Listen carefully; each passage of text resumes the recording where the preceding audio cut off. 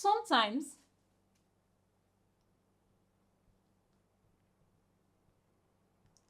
the negation of a statement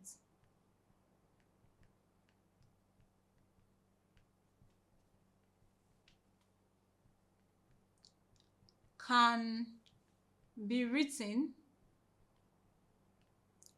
without not or false, as we discussed in the previous video, but it does not always guarantee a negation. Let's look at an example. Given a statement A, which says my name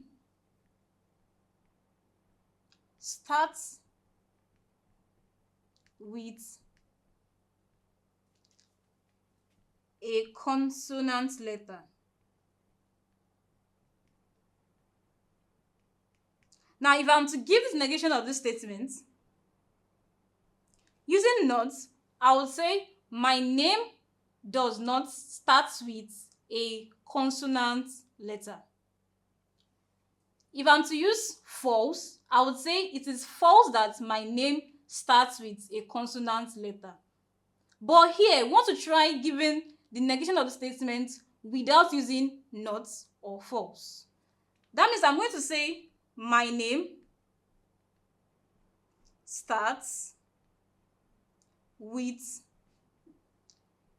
a vowel letter.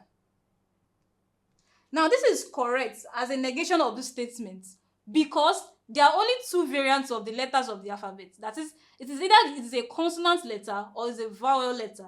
So that's why I'm able to give the negation saying that my name starts with a vowel letter. But let's look at this statement. Statement B, which says the T is hot.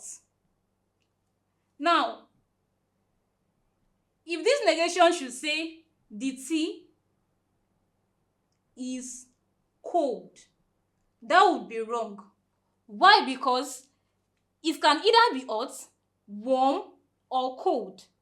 So because this is not giving us the not, that is, the not has to state either it is warm or cold. So it is wrong for us to give the negation of this statement as the tea is cold. So this is wrong. And this here is correct. That's why it says does not guarantee a negation always. Thank you.